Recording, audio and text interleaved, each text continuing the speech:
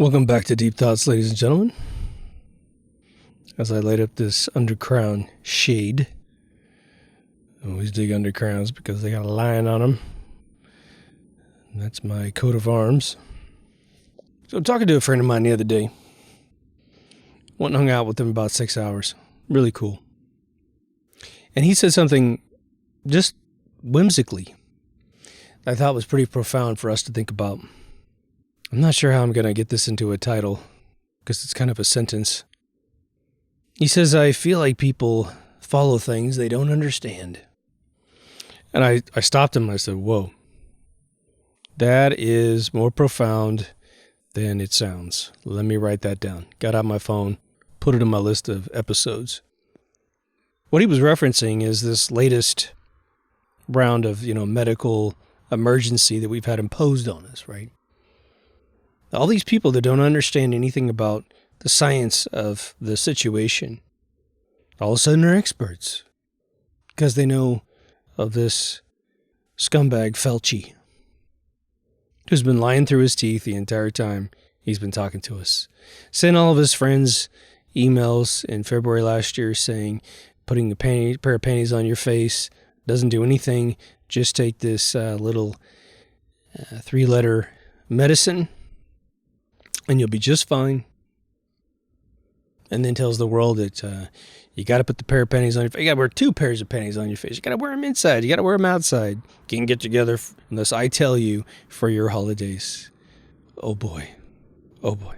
There was ever a reason in history to tell a guy to go F himself.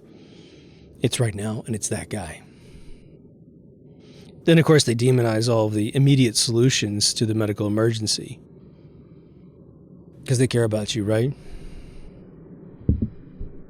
Meanwhile, the country of El Salvador has given out, kits to cure yourself with this stuff, and it has HCQ in it and ivermectin in it.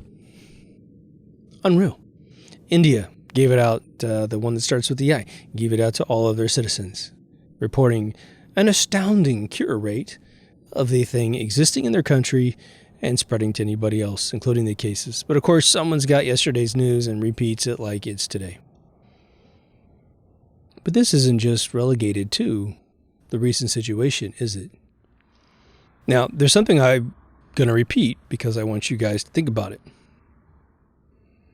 I think that the reason why people are so jumping to this virtuous front lines, and again, it was James May from Top Gear more than 10 years ago.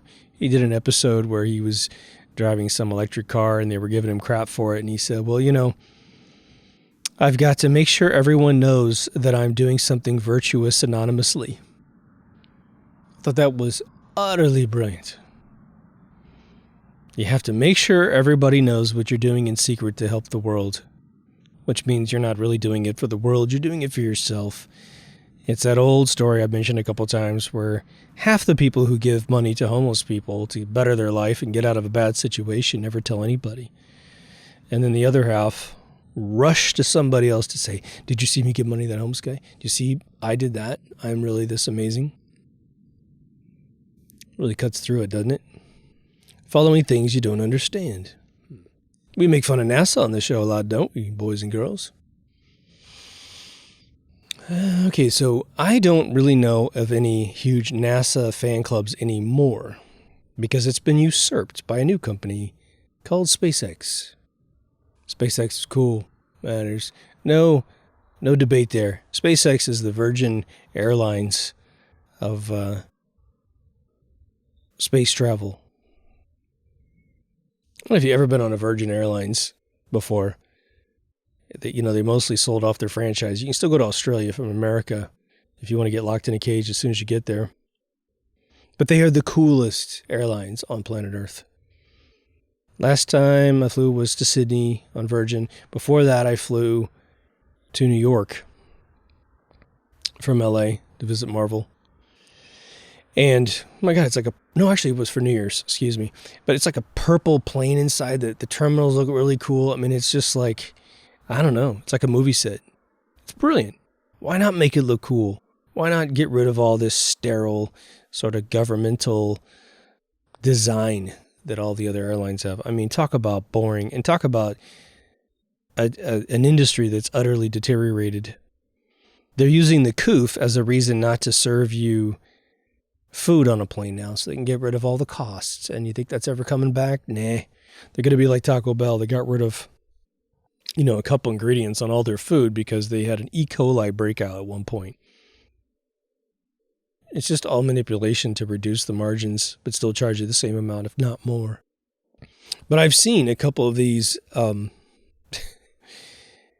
sad attempts to create sort of like an Apple Steve Jobs presentation by Elon Musk, way out in the desert, the wind's blowing like crazy. And let's face it, I'm sure I'd get along great with Elon Musk as a person, I think, if I didn't annoy the shit out of the guy. But he is the worst presenter I've ever seen, other than maybe Gil Amelio from Apple, who said more than any CEO I've ever seen in American history. Elon's just nervous. The dude just gets nervous in front of people. I commend his courage to continue going out and talking to crowds when he obviously is just on pins and needles inside his nerves. But what was interesting about this Starship press conference he had, at least before he did any test flights, he had built that effigy of the Starship that then fell down in the wind. And I should tell you something. But he does this presentation.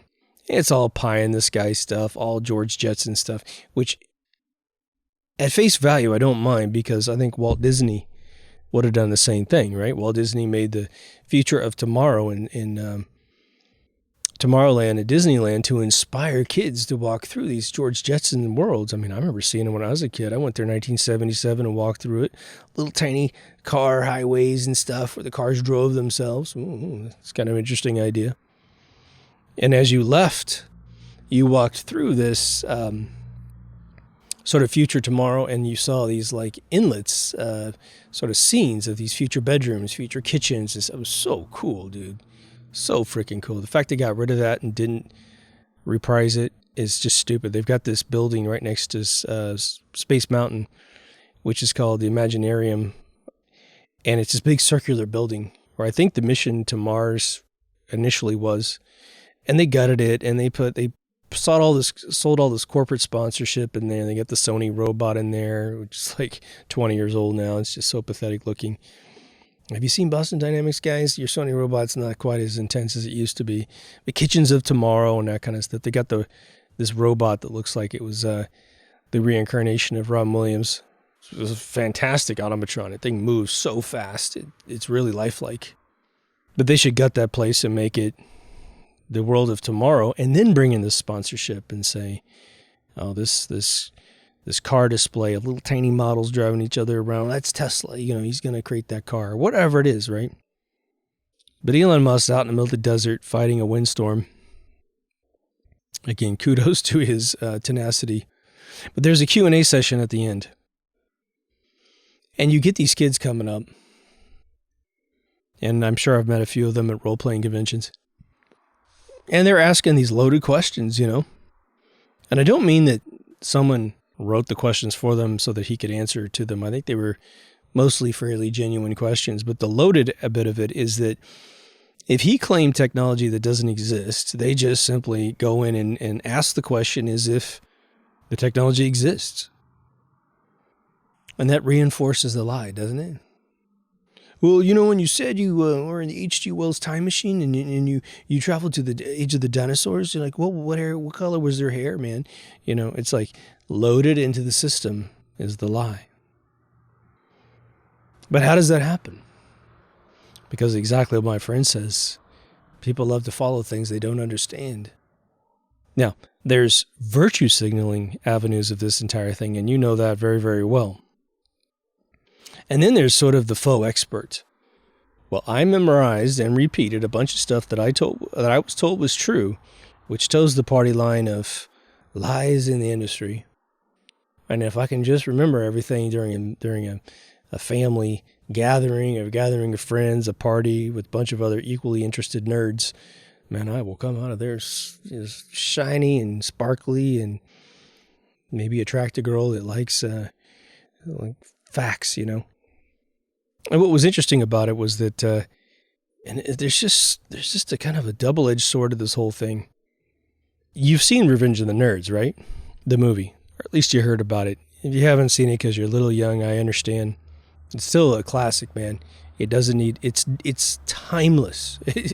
All the algorithms of it are timeless, except that I think that nerds no longer are such a physical species that's different than normal people, right? We used to have kids that just dressed really bizarrely, and it is true. They used to wear pocket protectors, and they'd wear sort of dressed up suit clothing to high school, and it was always too tight, and their pants were too short, and they didn't seem to understand they had hair on their head, so they'd never comb it. Some of them had really tight button-down shirts, like they wanted to be little scientists at school. Others would come to school with a shirt that's more wrinkled than a piece of tinfoil that had been used 20 times for a ham sandwich, you know?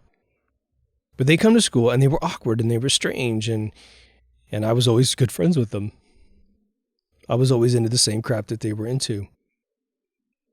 But what's interesting about it is that they were geniuses at times. And I went to school with a kid who ported Google Maps to, or Google Earth to the Macintosh. So my school's cranked out some pretty brilliant people. I remember that guy. I think he created a really cool chess game too, which was just amazing. Chess is not an easy game to code, and the dude had it graphical user interface. You could save your game and come back to it later. It was just amazing. He could have sold it. I was the weirdo, right? I didn't look like a nerd. Quite the opposite. But I had utter infatuations with things of uber technical levels. And I was always like, I'm not trying to toot my own or anything, but I was always into stuff that wasn't even taught in school yet. So physics, physics in grade school, physics in middle school. No one was teaching it. No one even had any conversations about it. The teachers didn't know it. Then you get to high school and you get your uber professor, the guy that really knows a lot of stuff. But then even he had limitations. And he has a responsibility to teach a curriculum, so he's never thinking out of the box. But you're drawn to it because I was drawn to it because I wanted to know how the universe worked. When I fell out of religion, like I've said a couple times, at like 8 years old, my father didn't go to church anymore, and I stayed home with my dad. My mom was cool with it, and that was it. It was over. Didn't have any clue what was in the Bible. Kind of knew about that guy on the cross, but not much. And even though I was taught all that stuff over and over in different churches and stuff, you go to your friend's church, and they got a different like coloring book of it or whatever. Still didn't compute with me, man. So what I did was I tried to find God through science. I never really doubted ever in my entire life the existence of a central consciousness in the universe. I wouldn't call it that at that age. I would just say God. But I thought, man, I'm going to study the stars. I'm going to study micro and macro. And then, of course, in the 80s, a lot of media showed up where you could get a lot of this intense stuff that was written for the consumer. Because prior to the 80s, a lot of the books were technical books. You're supposed to be at school reading this quantum physics book or general relativity book or special relativity or whatever. Plus, I had family members who were geniuses in this stuff. And so I got that education, right? You guys have heard the story 100 times if you're OG listeners. But the difference is, which is why I think I can identify what my friend is talking about, is that I did my research and I continue doing my research, and I was utterly fascinated as an organic thing in my system. There was no outside agenda. And there was no benefit to me in some of the categories of stuff because nobody wanted to listen to me talk about anything. Only the professor might get into it. Maybe if I did a decent presentation, maybe the kids for 5 minutes might be slightly interested in what I'm saying. But I had this subtle cutaway poster, the real famous one on my wall as a kid. The one I really wanted was that one that was in Phantasm, the movie. I just realized I watched it the other day. What a horrible movie. It cost $300,000 to make, and they made $22 million in 1979. So they're laughing all the way to the bank. Second or third one was amazing. The one with the big ball was freaking terrifying. The gold one. It's that poster of the moon, right? That would fit over your entire wall. That's the one I wanted, man. But I moved around too much to buy that thing and try to put it up. But no matter how many times kids would come into my room or my best friends, Not one conversation went, oh, wow, that's the space shuttle. Let's have a conversation about that. Never took place. I was shoveling crap into my brain that nobody else cared about. Least of all, something like subatomic physics that nobody cared. When I got to high school, there's a few nerds in school that dug astronomy. Definitely my teacher. Being in class was my most coveted thing because I could have dialogue with the teacher and get, further explanations about things I didn't understand. For some of the nerds that really knew the stuff probably better than I did at the time, who knows? They were almost automated in terms of being sequestered away from you. They didn't think that you liked them, so they wouldn't, if you asked them to hang out afterwards, and most of these kids were a couple of years older than me anyway. Everybody in my class was pretty vanilla. The genius I just talked about, he was 2 years older than me, so he was out by the time I was done with sophomore year. But, there's just not this idea that, well, we should be hanging out, right? It makes sense, right? Look at me, look at you, we should hang out. It's so sad. That's how sociopaths are built in this world. We don't reach out to crack these people of their idiosyncrasies, right? To make sure they feel included. But now think about it. If you're an OG listener and you've listened to most of the episodes, you will know that I have mentioned, well, definitely my own educational past and my own pursuits. I've got about 2.5 years of college. I didn't take anything scientific except astronomy, and it was so boring. I got 103. I didn't take any notes. It was just like, whatever, all boring stuff. One week we had a NASA guy from, I think Ames, come in and teach, and boy, I was taking notes. This dude was a genius. I don't remember if anything he taught was real or not, but it was certainly interesting. But I've been covering stuff like, Bruce Lipton talking about the genetic code of the human body, the epigenetics of de Lamarck that he explains, his deprecation of Darwinism by identifying Darwin as basically not an abject moron, but pretty lowbrow stuff, survival of the fittest. Come on, you didn't need Darwin to be born to know that rule. If there were no scientists in the entire world, you would get to this 20 years old and know that survival of the fittest is the way this world works. You don't need a guy telling you that stuff, right? But I got through these books. I got through this research. I participated in folding at home at Stanford, right? I was just a design guy for them, but I sat down with Panjay myself and had all kinds of conversations about proteins and how they work. Then ran into Bruce Lipton, who said proteins are the big game in the human genetics game. So here comes the coof. I also worked in pharmaceuticals for 2.5 years doing drug inception by myself and clinical studies with a huge group of people. So I learned the protocols. Okay, so now it comes into fruition, and now I've got the mechanism in my mind to go and read clinical study reports, the sampling that they took for these drinks that they have supposedly approved for use, but not approved as a drink, right? The one they approved won't be manufactured for 3 years, and it's a European derivative anyway. Americans have no access to it, even if it was made tomorrow. We're all in a big, giant clinical study right now, if you're taking the drinks. Scary. So when I see people online, especially in one case, one former teacher of mine who taught art, he is a watercolor expert. Truly watercolors and canvas. Pretty damn talented, amazing guy. Can't draw for shit. Super nice guy. He really believed in me. He might have been attracted to me at the same time. He's a very nice guy. He got up on the old farce book and was just going off telling everybody how horrible they were if they weren't going to get on board with this coof drink. And I sat there and because I liked the guy, and I debated it with him a little bit. I said, hey man, you might want to really look into this, man, because there's a lot of people that have been either killed or maimed by this thing. You got to be careful here. And you got a 99.9% chance of getting through this, and you're still freaking out people. telling them to create 56 billion cells in their body that's going to manufacture the coof inside their system, and now it's absolutely conclusive proof. The way you catch it is to take it through the drink. 100%, 100p, baby. But he is following something he doesn't understand. And I just let you guess his response tactic. He just puts his little opinion out there to a few people in a little tiny town with 10,000 people. He's retired now. He doesn't work anymore. So he sits at home with his partner. I don't know. What's he do? Takes care of his flower bed? I don't know. Paints a little bit maybe. Doesn't teach anymore. Not much to do in the town. You drive in a circle a few times. That's what you do on the weekends. Just kind of look at the beautiful land, take in the fresh oxygen if they're not spraying over my hometown, which they do.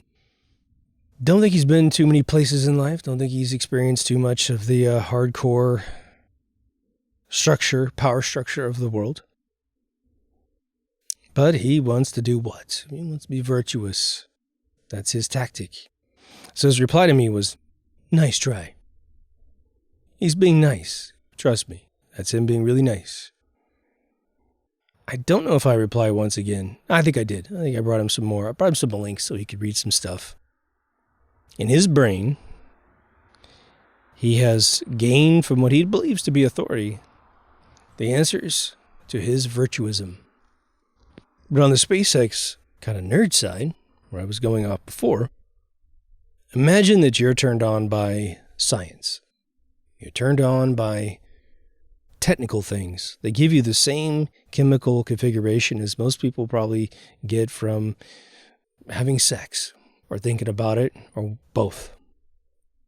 For whatever reason, I think one of the common denominators of being sort of the awkward classic geek from the 80s and before is a lack of a parental unit that is sort of either plugged into society and interacting with their children, or maybe they're exactly the same and they have sociopathic tendencies towards society and they do engage their child, but all they're doing is passing down that awkwardness to their child.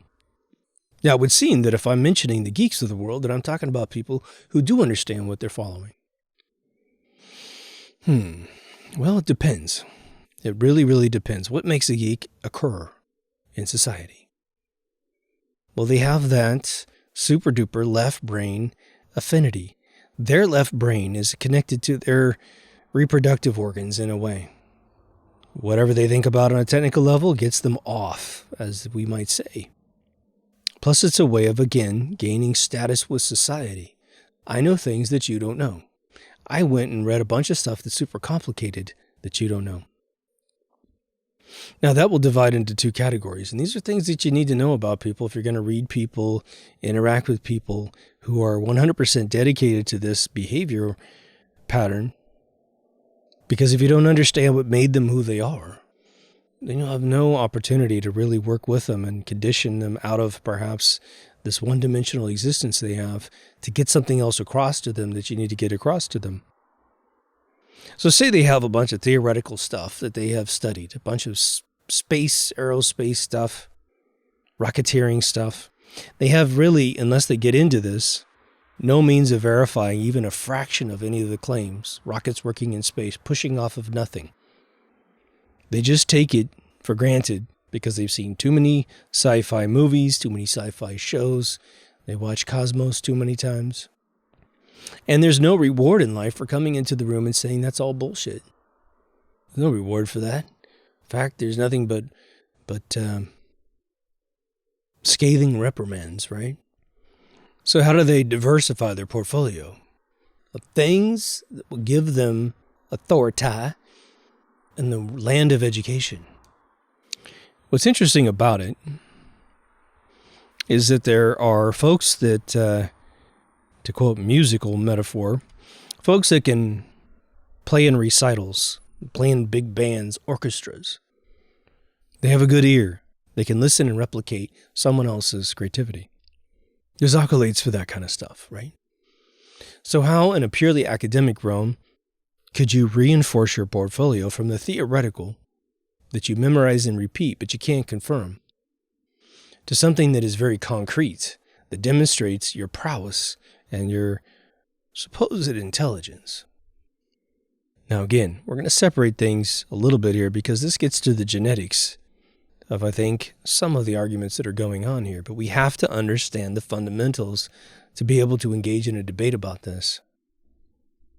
Mathematics is a place where a lot of these folks gravitate. Well, geez, what is mathematics? What is it really? Is it creative? Well, maybe it can be creative if you're trying to solve an equation that needs a little bit of thinking. You know, there's 2 or 3 equations out there in the world that says that no one's ever solved this equation. And they're usually really teeny tiny equations. And just wrapping your mind around what this equation is supposed to be getting to the bottom of is the first sort of, mind fuck of your world of like, what's this thing supposed to be doing? I get it. I don't know if I get it or not, right? But mathematics at its foundation is nothing more than numeric rule mongering. You're figuring out how, when you apply quantities to each other through a formula, what would be the result? Now, if you're discovering these algorithms for the very first time, like Isaac Newton creating calculus, you're talking about an uber genius. I mean, damn. The volume underneath the curve. That's a genius. When no one else had done it before in, modern history, of course the Egyptians had everything figured out. To rediscover it because you weren't given the tome of how it worked, pretty phenomenal. For all we know, that dude didn't exist. I don't know. But he held a position at Cambridge, so I think he existed. I'm pretty sure. There's always one of those guys there once in a while. So a lot of these geeks will go off and memorize a bunch of mathematics. What was very interesting about it, though, was that they'd be graded algebra, trigonometry, and maybe calculus, maybe statistics and probability. But geometry and trig sometimes threw them for a loop. Because geometry was a real-life thing. It was angles, rules of angles. Geometry for me was a class that had no difficulty to it. It was difficulty 0. And I didn't like algebra at all. I was okay at it. I could figure it out, but it was like, where the hell am I going to use this? Because no one really taught me. Even if they said these words to me, they really didn't say it in a way that hooked into my brain, which is algebra helps you think. To simplify an equation. That's thinking. You have an objective. Make this big giant algorithm as small as it possibly can be and still come up with the same end product. Very cool. That's the way you want to do life, right? You get into a household that's hoarded up by your girlfriend, boyfriend, or whatever, and they're willing to let you help them de-hoard themselves. So what do? You start simplifying down. You don't need 20 of these things. You don't need 2. You don't need 1 salt and pepper shaker. Let's just get rid of all. You don't need 20 skillets. Let's just get your favorite skillet and give the rest away. You got 4 wardrobes. Pick your best stuff and let's get down to a 4th of this crap. That's what algebra can teach you. So they're piling on all this left brain stuff. Well, let's say you needed some big mathematical calculation put together, some calculus equation to do some artillery rounds or some trajectory in aerospace. And here comes the geek. And the dude knows how to do what you need him to do. Or dudette, whatever. Is he truly at that level of uber genius when it comes to counteracting things that you're told are true? Answer, probably not. It's probably conditioned that individual to be more apt to believe propaganda simply because there are rules to follow. What's been the pattern of that person's life? Learn a rule and follow it and see what happens. A lot of times the rule will deprive you of freedom, deprive you of your life, but in the end give you some money with an empty brain to spend it. We see this all the time in Orange County. People in LA, people get rich and don't know how to spend it. So they'll blow it all in a really short period of time and end up broke again. And they can't understand how they got broke. One of the famous stories out of the Bay Area is this dude that made like I want to say he made like $7 million or something from some startup by about 99.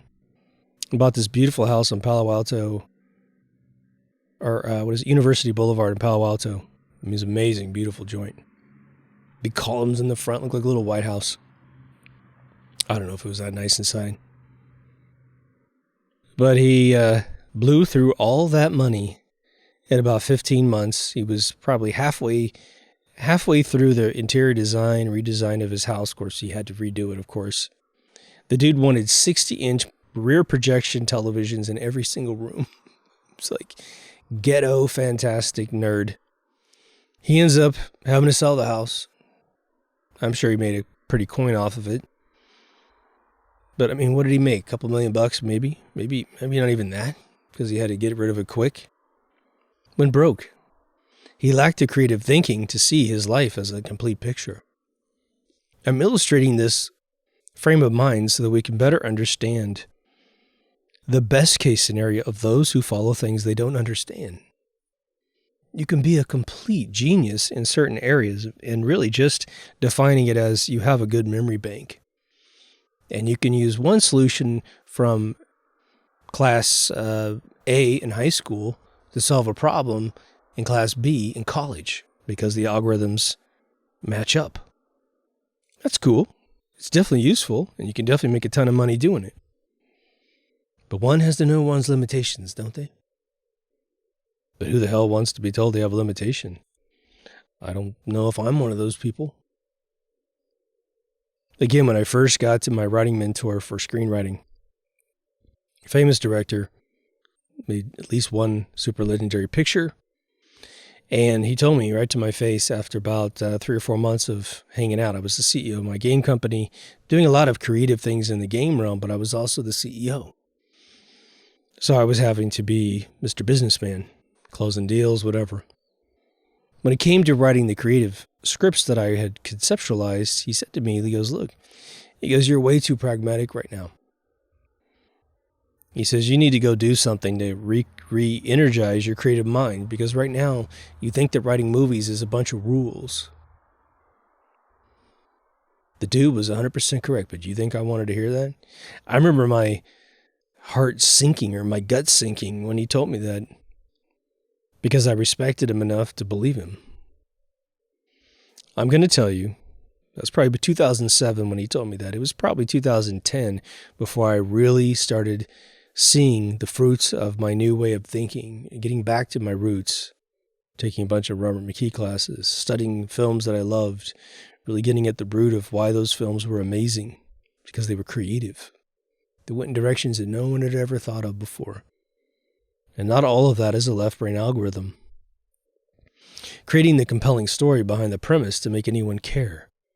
How do you make someone cry with algorithms? Well, you could crash their bank account, I suppose, but if you're talking about a love affair gone wrong, someone getting their heart broken, someone trying to better themselves, someone trying to save a life, someone who's hurting in some particular way, those are all emotional arcs that take a creative mind to orchestrate, like a beautiful song that crescendos into that emotion.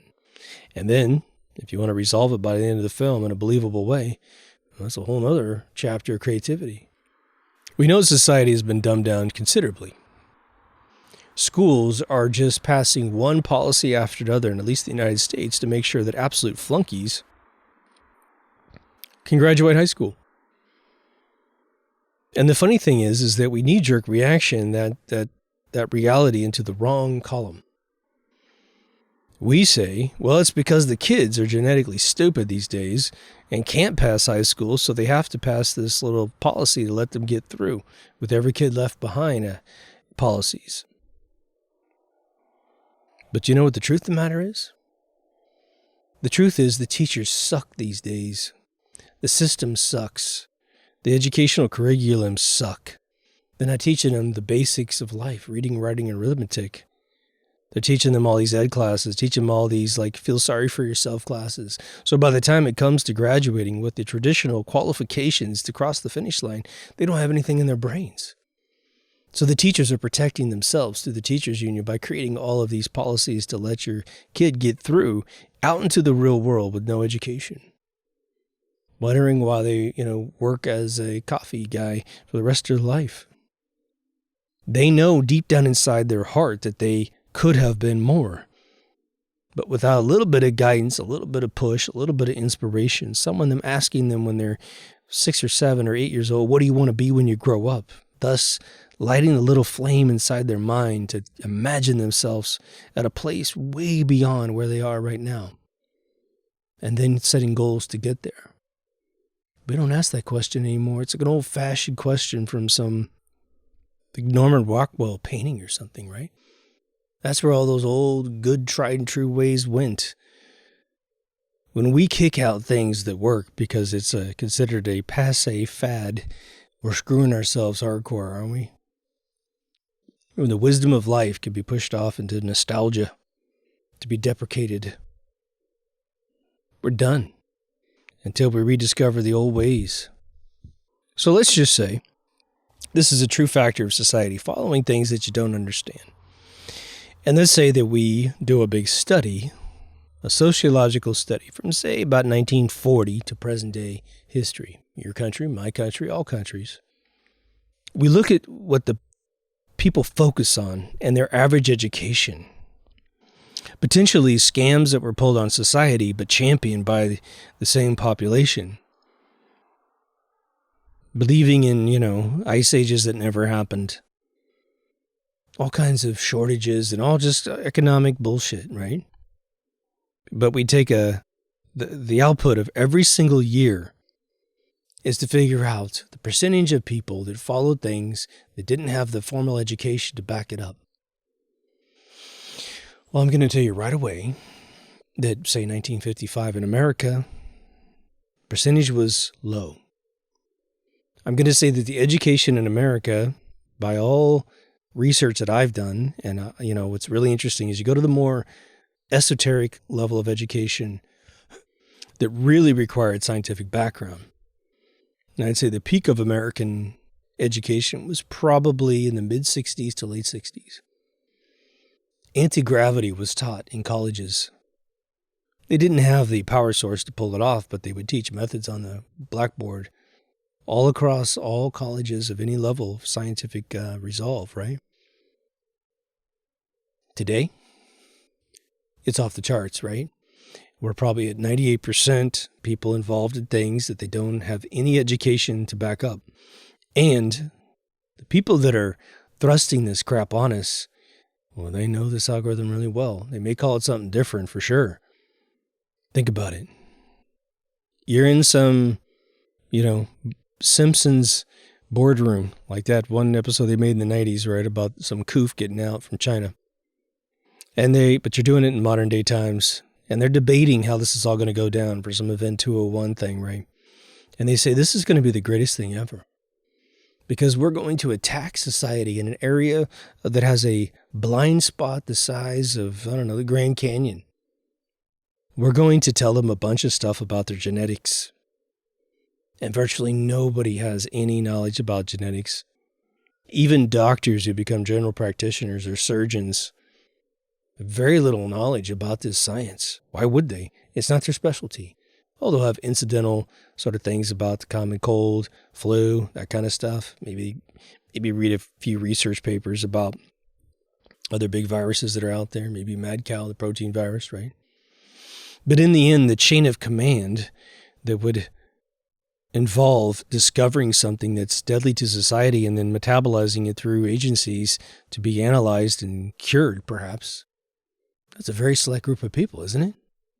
That's where this Fauci motherfucker has lived his whole life. He was right there at the AIDS epidemic, pushing a byproduct of a bioweapon plus drug use into this fabled thing that if you have this thing called HIV, you're going to catch this T-cell problem. All the while being a bioweapon administered out of a hepatitis B vaccine out of San Francisco, 1,800 males got the bioweapon, spread it to everybody. So you have these cases of people dying of T-cell destruction. Meanwhile, the alphabet agencies are dropping these massive drugs like cocaine and heroin on everybody. Cocaine being the primary drug of the 80s through crack and straight up coke. And then it migrates into heroin in the 90s because the profit margin is way, way better. And without any amazing accomplishment to cure that problem, it's no longer an issue. How's that possible? Well, the bioweapon most likely just kind of fizzled out after a while. After all the high-profile cases of amazing actors and singers and animators passed away of this stuff, they got you terrified. Magic Johnson's magically still going. One of my best friends in the whole world is long gone.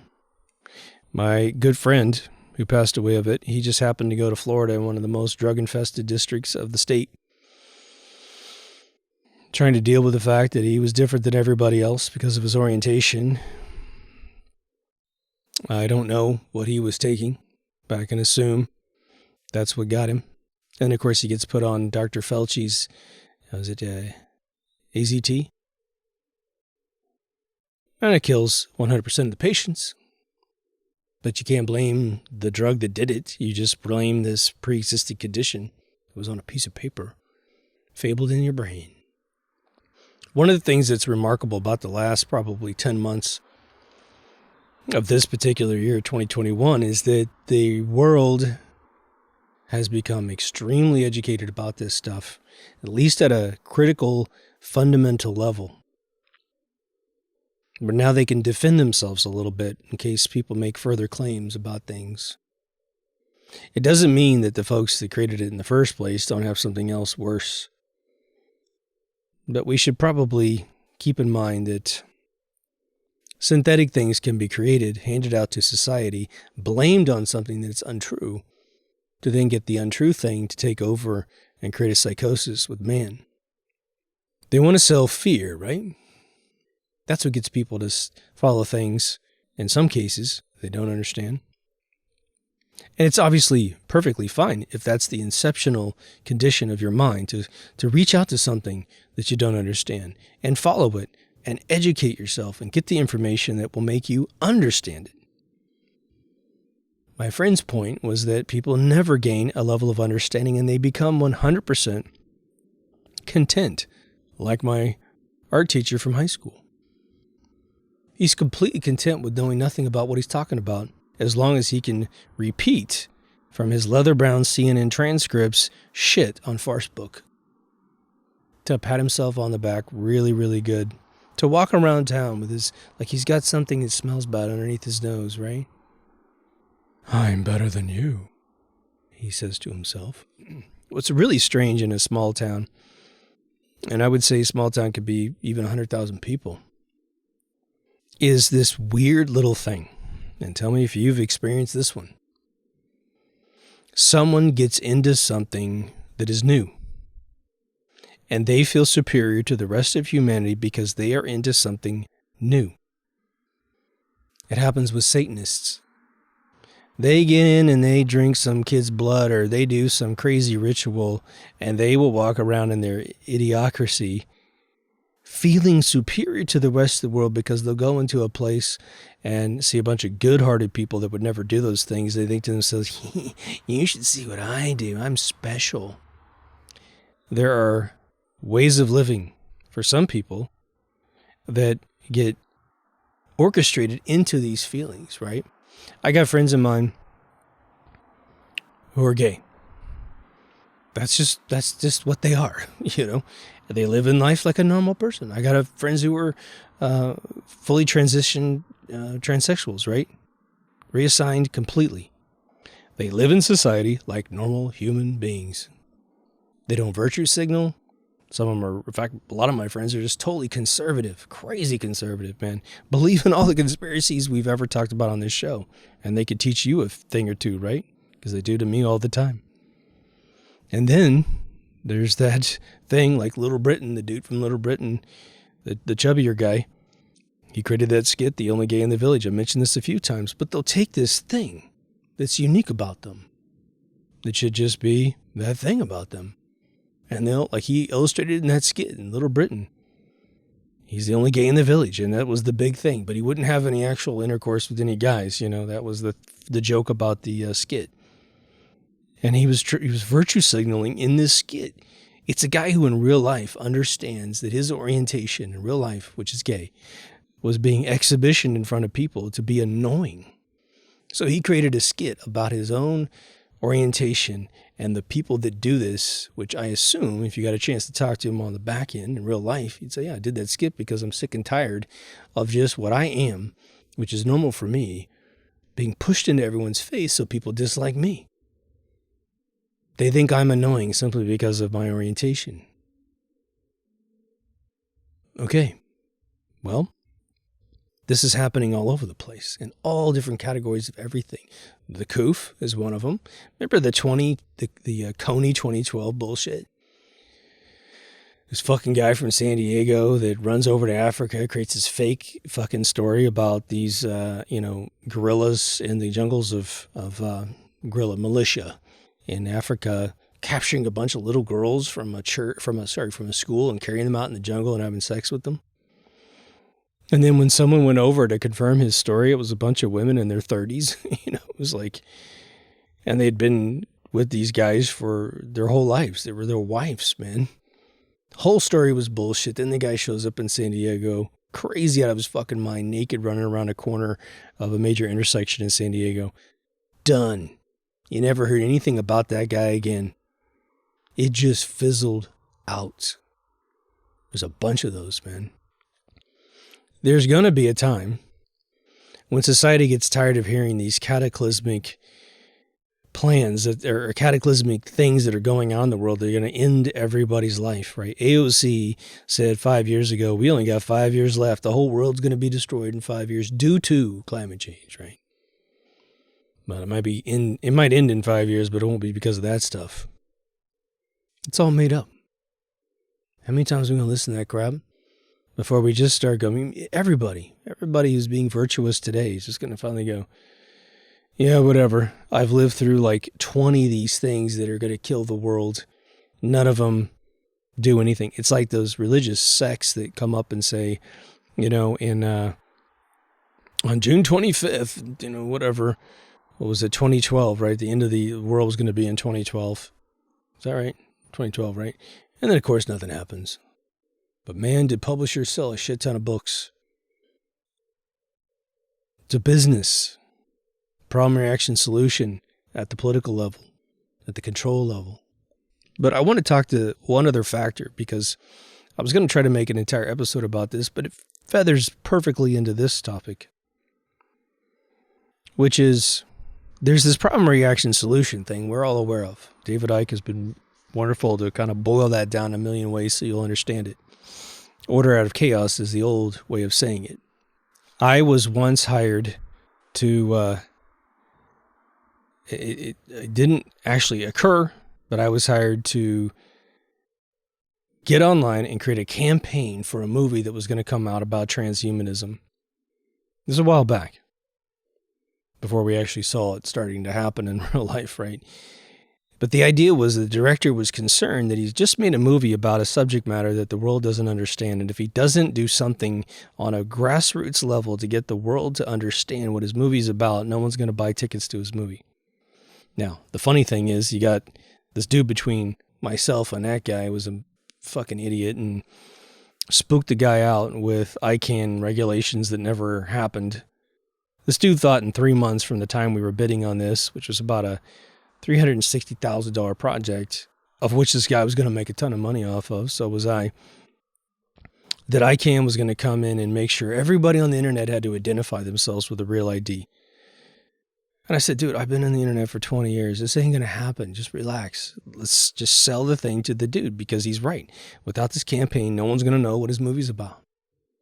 So he tells that director a bunch of bullshit, which was a complete lie, fucked up the deal. We lost the deal and the movie tanked. Real easy math there.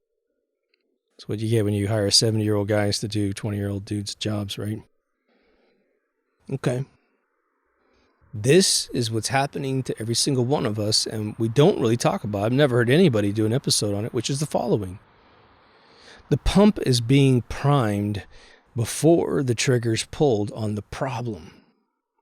And this analogy, my previous analogy was the problem wasn't a problem, it was the movie.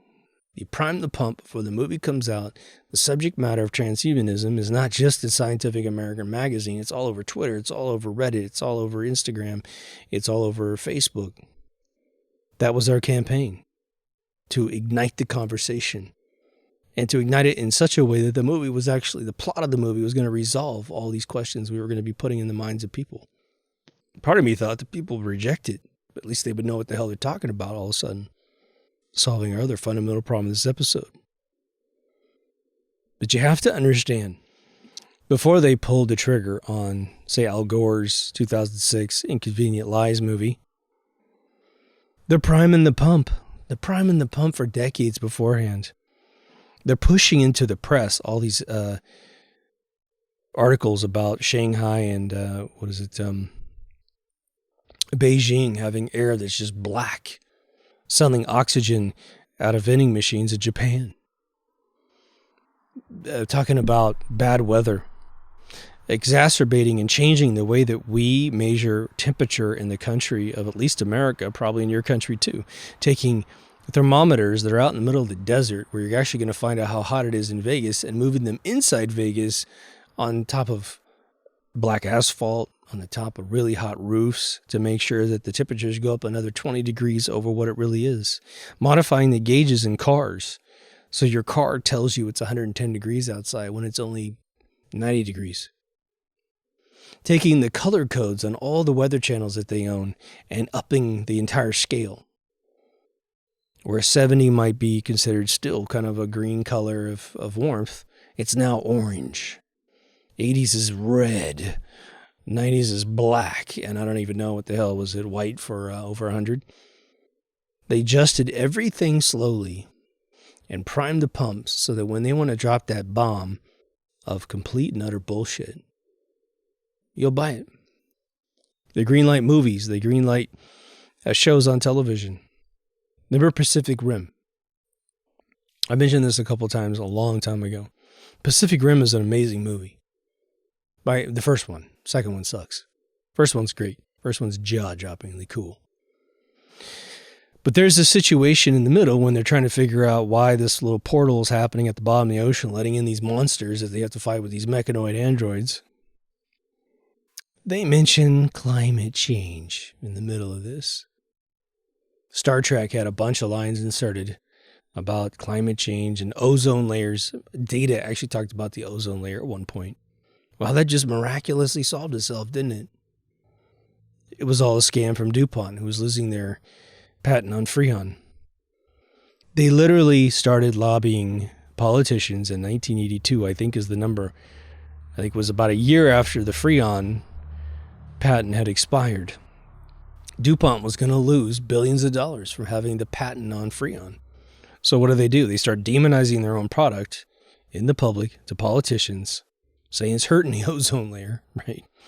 And then, of course, the only solution that's going to be allowed to replace Freon is the new DuPont patent. They just did it with light bulbs. Remember those mercury-filled light bulbs that if you break, you got to call a hazmat team to come clean up your kitchen? LEDs swooped in and got rid of those things in 2 seconds. But LEDs got a flicker to it, and that's a bad thing. If you fill your house with a bunch of LEDs instead of incandescent light bulbs like I have in my house, well, technically speaking, you're 50% in the dark and 50% in the light the entire day because of pulse width modulation technology in an LED.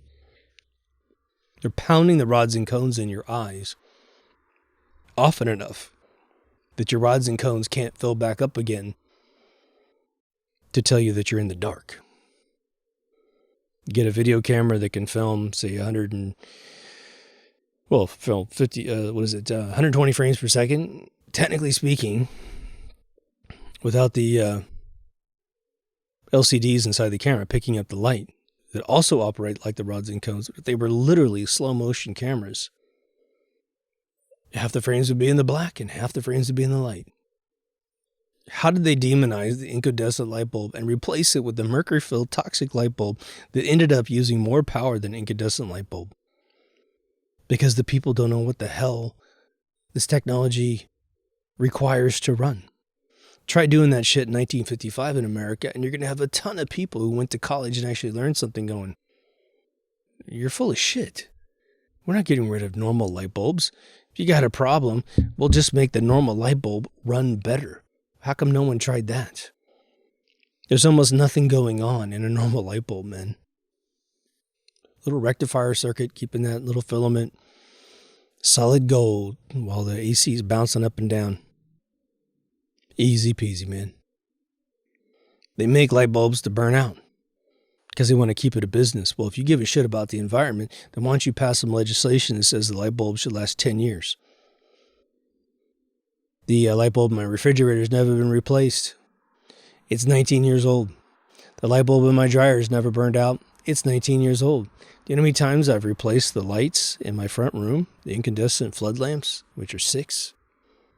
Well, there's 3 of them I don't turn on unless I really want the room super bright, and there's the 3 over the television, the fireplace I turn off on all the time with the fader. I rotate the bulbs from the front to the back. They burn out all the time.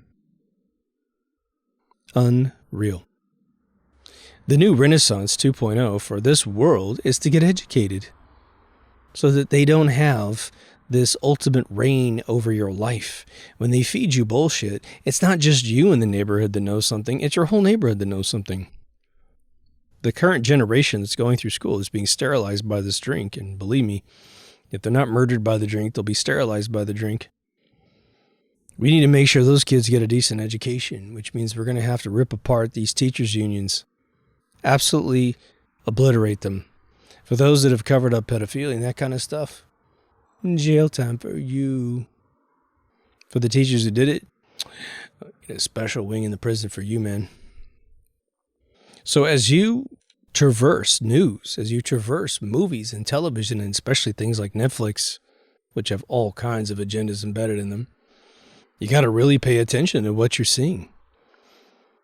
What are shows on TV making okay? You know, I went to a MonsterCon. Like I've said a couple times, I met Linda Blair. That was awesome. And Linda Blair is sort of like Linda Lovelace because she's like, well, I don't necessarily want to be remembered for this horrific thing that was a scar in my life called the Exorcist movie, but it's a way I generate money to fund rescues for dogs. So she's taken the dark and monetizing it into the light. It's pretty cool. Linda Lovelace from the movie Deep Throat, she absolutely hated having been in that movie and a few others. She campaigned against that stuff until she died. Again, in the 90s, I had at least 2 adult actresses as clients. Very short stint. One I ended up doing nothing for, and the other one, I rebuilt her site. She hated it. She hated everything about it. I told you this a couple times. We have to educate ourselves to the point where we understand these things. So you got to pick what you think is coming up on the horizon. New agendas, new things, right? The big agenda right now is to make a bunch of really dark shit okay. But the MonsterCon thing, the reason I mention that is this. When I meet these kids who are looking to come up with some sort of unique identity to themselves, right? We pick things as kids. We pick arbitrary things. Well, I'm into turtles, you know. Now I get out of being 13 and I'm into, I don't know, scary movies. There's a girl here in town, and I see her every time I go sing. She's probably late 20s right now. I had one of the most, she was a little lit. She's always drunk. It's really unfortunate. This girl is truly a butterfly, an angel at heart. But she has chosen. It was just, it's funny. I can't believe I haven't mentioned this before. I didn't really have a platform to do it, I guess. I didn't have a subject to get into this. I sat out in front, and she always likes seeing me. She'll give me a hug. Her boyfriend's the dude who runs the place, and great guy. She's a great girl. I've known this girl for probably 4 years or so, at least. But she sits and tells me that she likes, gory movies. And she's trying to be tough. That's the fucking joke. I mean, we're talking about you could shout at her and she'd probably cry. That kind of girl, right? And she tells me this just litany of horrific shit that she loves to watch. It made it, she said at one point there was this category of films that even her boyfriend won't watch. And he walked out at one point and she repeated it so she could get affirmed to me that I think she's cool and tough because she can watch all this fucking snuff film shit. And he looked at me and he's a great guy. He won't compromise himself because he's much older. And he looked at me and he goes, yeah, man, I can't even watch that shit. So part of me's kind of going, well, dude, fucking not up and in this crap, man. Like, you don't need that shit in your house. You don't need to date a chick who likes that crap. You need to school her into, like, chick, what are you doing? What is this bullshit? What are you, fucking tough that you want to watch all this shit? But this is the chick. I swear to God, if there is a fucking party up at the Hollywood Hills and they fucking tell her ahead of time, dude, we're going to fucking sacrifice a kid and drink the blood, she is like, party! Until she probably does it, and then she'll probably wake up, but it'll be way too late at that point. But there's this thing that's her identity, is to suck down Satan, just like, you know, she's a fluffer at some Satan porn, man. It's just unbelievable. It was disheartening. I lost a tremendous amount of respect for her intelligence and her as a person. I want a force field between her and I from this point forward until she can relinquish that addiction. And there's a lot of that. There's a lot of that stuff. So the thing is if you're hip to a lot of the bad things that are going on, especially human trafficking in this world, this girl who's talking to me doesn't realize it, but she's championing things that could soften any resolve towards anyone getting caught in that stuff. Well, this is cool, man, right? It's horrible, right? That person is suffering. That person is screaming. That person is dying. And I'm so tough I can watch it. Really? Really? That's how badass you are? There's a bag of hammers with your brain's name on it, right? Following stuff we don't understand. Politics in general is definitely one of those categories, isn't it? How the world works. What's going to change the world? What's going to make it a better place? Can you imagine swallowing all the propaganda of the world and thinking that the next statement that you have out your mouth is actually a plausible solution for the world? Can you imagine that? It would be, in true analytics, a concentrated message of complete delusion and propaganda and nonsense. The idea of a movement is very interesting because that's also the other word that goes with the catalyzing factor of why people follow things they don't understand. Greta Thunberg, who, if she really wanted to raise money to fight global warming, would auction off her extra chromosomes, you know? This kid is the most pathetic little kid I've ever seen on television in my life. Pathetic to the core. I don't know. I don't really think that she believes anything that she says. There's that podium speech that got caught on video where she's reading some speech and loses track of what the hell she's saying because it's all bullshit propaganda. She has to read off a piece of paper. Then she goes, blah, blah, blah, blah, blah. It's like, okay, kid, but you really sound like an expert, man. You're knocking it out of the park, man. But guess what? She feels important, doesn't she? And the weird thing is, no matter how important Greta Thunberg feels in her own delusional brain, her followers feel exponentially more profound than she does. Listening to a tiny kid tell you how the world works. It's right out of Star Trek, ain't it? And of course, the invisible barrier and mechanism to defend oneself against being called out for being completely full of shit is having your feelings hurt. You're not allowed to hurt my feelings, and my feelings are a very subjective, dynamic thing. So if you figure out a way to communicate with me such that the last parameters that I gave you not to hurt my feelings are suddenly satisfied, I'm just going to up the sensitivity of my feelings so I get butthurt every single time the sound of your voice even occurs to my mind. It's a trap. It's a trap, man. Another little subtopic I'll throw in here is a small digression that might be interesting to you. is the trap. I was just having a conversation with a friend of mine today, and I basically mentioned this whole thing with, we all know that certain scenarios in life make us behave in the worst fashion that we've ever behaved before. A lot of times it has to do with the relationship. You're being abused in a relationship. You're really trying to put the 2 cents in, man, but the other person is just manipulating the situation, taking advantage of your kindness and stabbing you in the back with it, right? The dagger of goodwill. And you're trapped.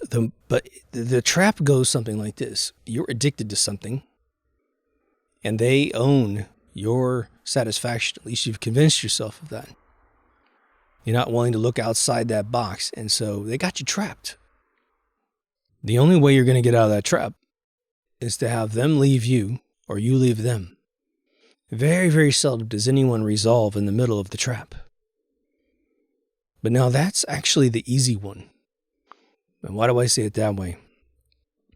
Because you actually have a simple choice to walk away. But then there's other traps. Traps that are much more mathematical and much more confining. We know that they're trying to crash the economy around the world, right? They got a bunch of containers off the coast right here. The docks are completely full of containers ready to be picked up, but they won't let anyone else in to get them. And the locals, by the way, are reporting to each other all of the data from the longshoremen. People are down there every day that are longshoremen. They're videotaping it, saying, look, I'm bringing you the real information. And they're staying anonymous, which is cool. They're proving, they're waking up. They're like, don't blame us, man. We don't have anything to do with not unloading these things. The docks are completely full. We can't unload those containers in the ships because the docks are full. You can't stack any more up, otherwise they'll start crushing each other. They're slow rolling the trucks in. Totally orchestrated. What happens when you own a car, you own a house? Well, I should say you're on the note to pay for it. And they start playing with the note. You can't make money because the governor of your state says you can't go to work. Your employer can't afford to pay you, so they got to lay you off. Yeah, you get a little tiny stipend for your layoff kit. You get a tiny bit of unemployment that doesn't remotely cover your bills. And now the bank comes for your house. Well, your bank can sell your house. They get to make money from scratch, but they want to cry bloody murder like they're being hurt when they can put $1 in their system and create $9 of fictional money. And they're pretending like they're being hurt. When you got to earn every dime that you earn, and you got to pay taxes on it, then whatever you have left, you can send to your bills. Can you live in this world without a roof over your head with a wife and kids? No. Well, what if where you live, you don't have any family or friends that can possibly help you out? What about the moral bone-crunching destruction of your soul when you feel like a failure for things that you don't control? You're trapped. You're trapped by a normal commitment to have the basics of life, the strategic resources of life. Well, if you live in my city, man, you can't go to work. You can't even get any food without a car. I go eat tacos every day at the same place. If I had to walk there every single day, it's 3.5 miles away. Walk, eat, walk all the way back. I'd be losing 2 hours out of my day just to walk down there and eat and come back. I could maybe get a bicycle and speed it up, but it's down a big hill. And go back up to, what if I was 65 years old? And that's just not an option. Walking there is really not an option. Well, now I'm stuck in my house that I can't pay for. Traps, man. You can't just walk away from those circumstances, can you? You got to keep these things that you need to survive. So as we look at all of these agendas that affect us, all these mechanisms of society that will dictate whether or not we survive or not, and then you debate getting educated about something so you can fight off all this propaganda, I think the choice is super duper clear. You can stick your head in the sand for a little while until these Greta Thunberg show up trying to sell doom and gloom, these AOCs trying to sell doom and gloom, these Joe Bidens that want to just basically print money like it doesn't exist, destroying the entire fundamental economy of the United States of America. The EU that bankrupts Germany, France, Spain, Italy, trying to pay everyone else's bills. It's no wonder Britain got out of that deal. I did talk to a friend of mine who's a brilliant, brilliant musician. And I asked him, I said, because he was fairly vocal about not liking the Brexit thing. And I was sitting there going, man, you know, all my knowledge of the world and how it works, this is why they kept the British pound right next to the euro, where everyone else surrendered their native currency. I don't know if you can get Deutschmarks and French francs. I don't know. Don't know if you can get those things anymore. But I asked him, I said, why were you so kind of out? Kind of give me some bullet points as to what was your, resistance to this whole thing. He came up with a very interesting answer, to which I had a counterpoint, but I totally understand what he was saying. He's a musician. He makes made one of his albums in Austria. He's currently in Germany right now, making his next album. And he's a hip hop artist. He's a white guy from Britain. Amazing dude. I won't mention his name, so I'll drag him through whatever mud I've created in this episode. He's exceptionally brilliant. His music is as good as it gets, period. And he said, look, when we were part of the EU, he goes, I could just go to any country and take up residency and stay there as long as I wanted to without any paperwork. I just had to pay the rent. He says the second that Britain fell out of the EU, he goes, now I have to apply like I'm a foreigner and go through all the rigmarole to make that happen. I don't think he had a second point.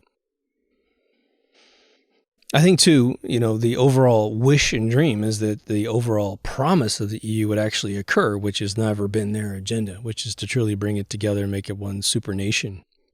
Obviously, that's not what they're doing. It's all part of Agenda 21, to unify power, okay, as we have seen.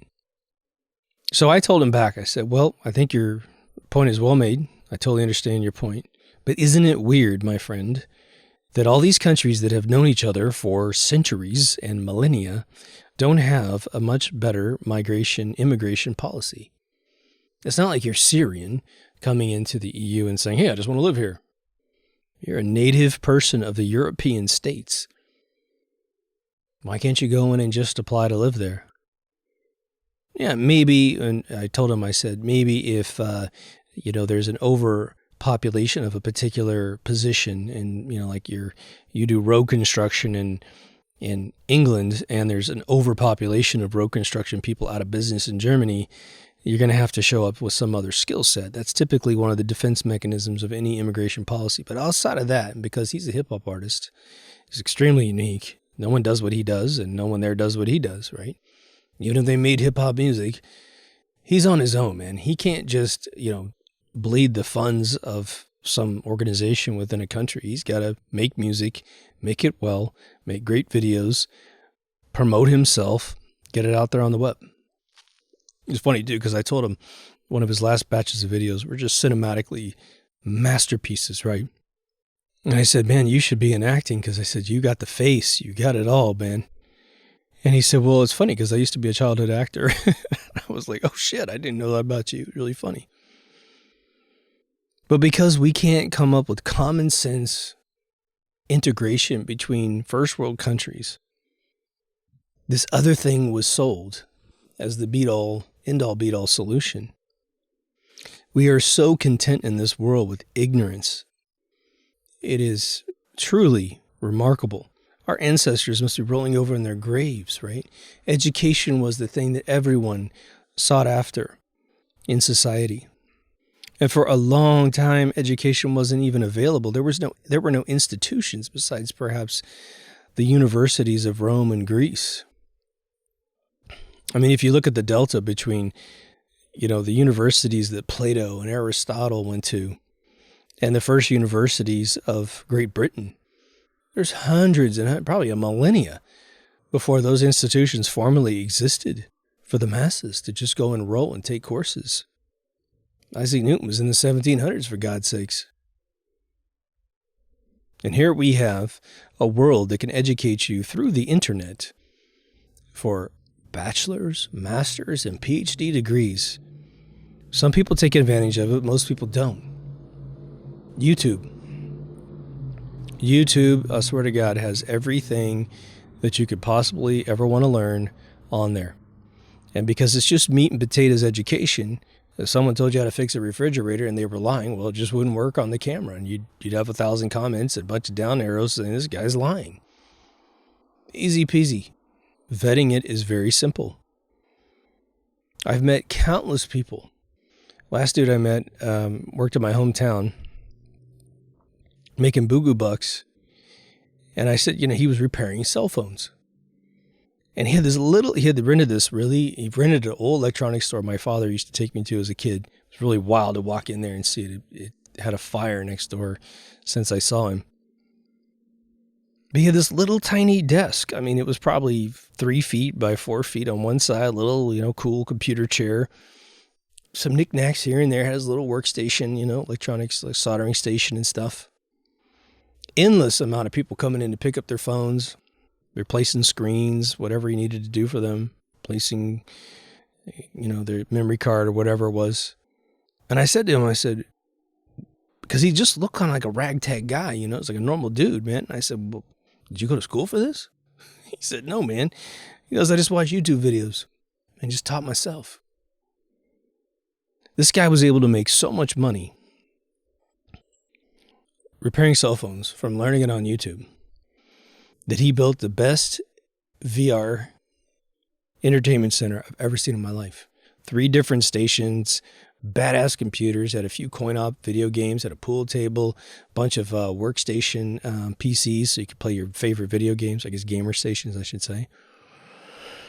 And unfortunately, the people who owned the building were renting it out to a meth addict next door who then, through lighting meth and passing out, burned his house completely down next door, and the fire scorched his area, burned out the bathroom he had redone. He laid new floors. Man, he got this really cool floor that was like space age terracotta, man. It was like black with all these little chips in it and stuff. Super cool. He had foam puzzle floor pieces. So when you're in VR, as soon as you stepped outside of the foam, you knew you were outside of the realm of where the VR was calibrated to give you the experience. My first really awesome VR experience was in my own hometown. It was amazing. He was bringing in parties from 100 miles away. The meth addict next door blew the whole thing out. He ended up moving to Vegas. My town lost because of that whole thing. But the point of the story was the guy taught himself this amazing career, which I'm sure in Vegas he could do it anywhere he is. Everybody needs their phones repaired, right? Especially Apple iPhone people break their screens. Anyway, I'm sure you understand what I'm saying here. Let's put some more thought into it. People following what they don't understand. They do it for academic reasons and they do it for virtue signaling. And it's all based on a lack of education. They build up fake heroes in this world because of it.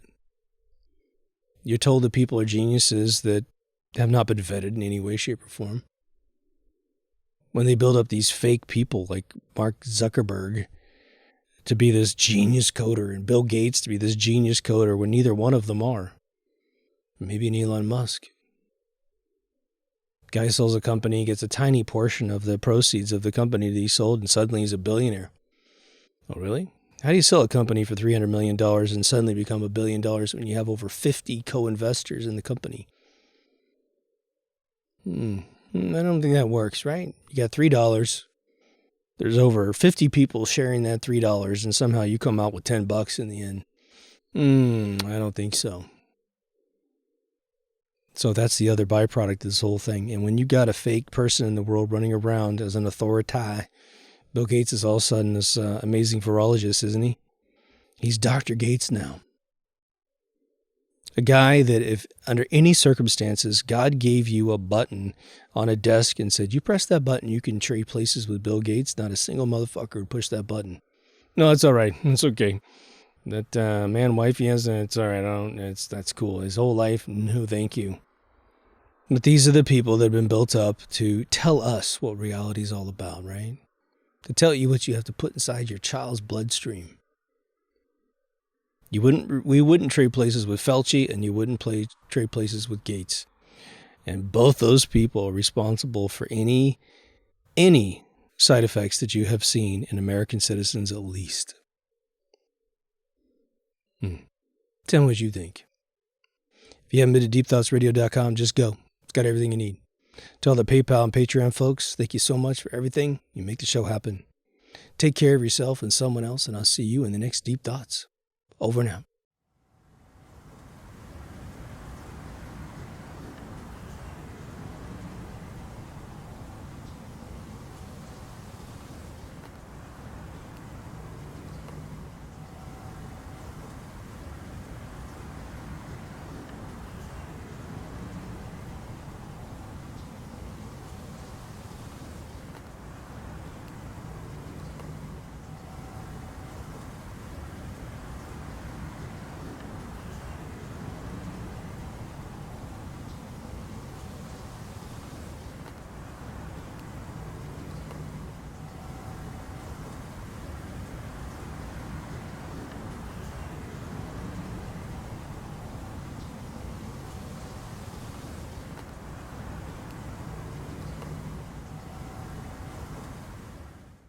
But mathematics, at its basic form, is nothing more than numerology.